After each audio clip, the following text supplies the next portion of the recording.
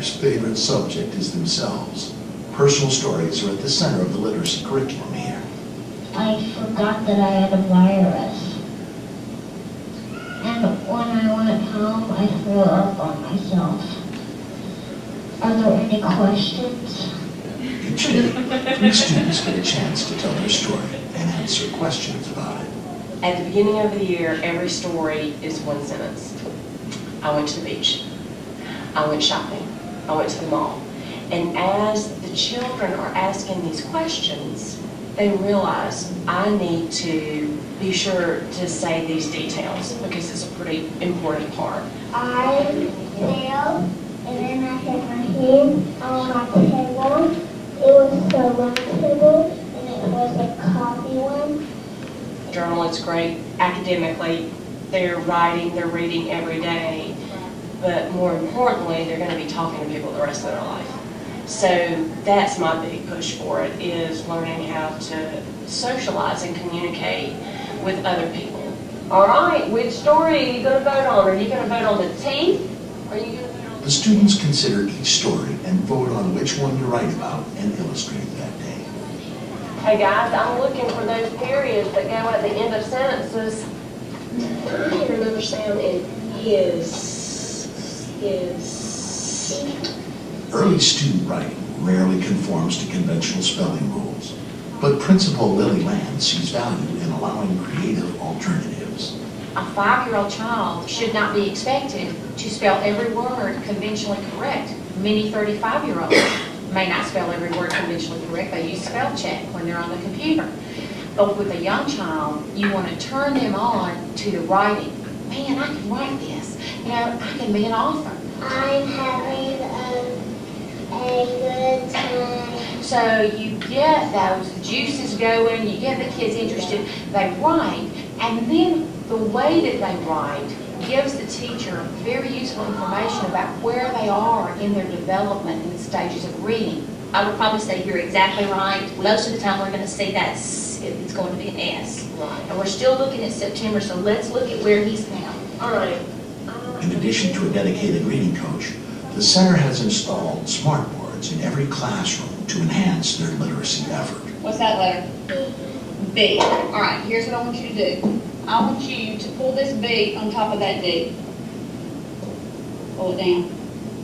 Now, are they the same? Before you could show it to them, but the fact that they can bring it over and put it on top of each other, and because they can manipulate it, makes it so much easier for them to learn, and it's so much fun for them to do. And they're actually in charge of it. They have the power, and therefore it's more pertinent to them, I think. What's that letter? N, What's that letter? E, What's that letter?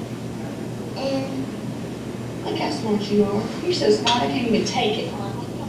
How do you like going on the big whiteboards and going on the internet? You can just learn. Technology has really just taken us to another level. It says all the plants or plant life of a place. When kids have questions about things that they are learning, then it's just with a click of the mouse, and they're there. And not only can they just get information, but they can see all kinds of pictures, they can see video clips, so it just opens the door to their world of learning. It's not an anaconda. Okay, so obviously a lesson like that, working in a school like that would take a lot of what? A lot of planning, a lot of time, a lot of freedom from the administrator, and a lot of support. It wasn't something that the teacher dictated. Who determined what they were going to learn about? Children actually did. I mean, could you imagine what our classroom would look like if we, when it walked into our world geography class on Monday and said, what country do we want to look at today? Instead of, here's your curriculum, and this is what you need to teach.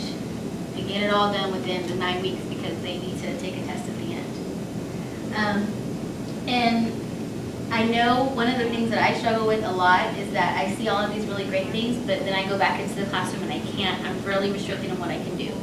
And by no means do I mean to frustrate you when you get back to school going, oh my God, but I can't do that with these kids.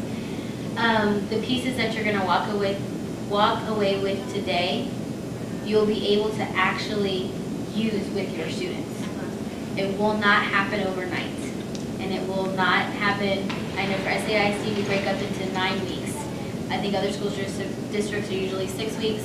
For a college semester, it's the entire, from August to December. And it might take you the entire time to do a photo story. You're going to be able to do it today because I'm only requiring 5 slides, and we're going to walk through it together and do it all together as everybody's going to do their own.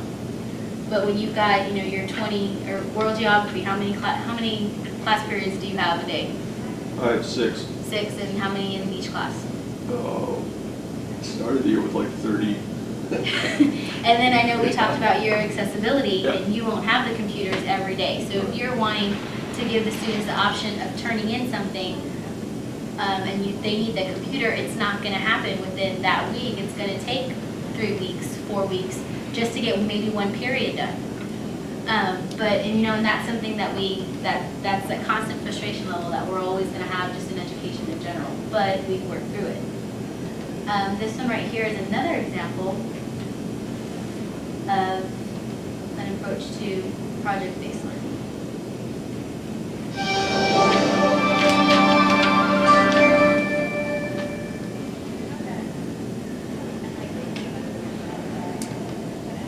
Our goal today is to figure out if we are going to buy, sell, or hold the security that we've already purchased in the portfolio.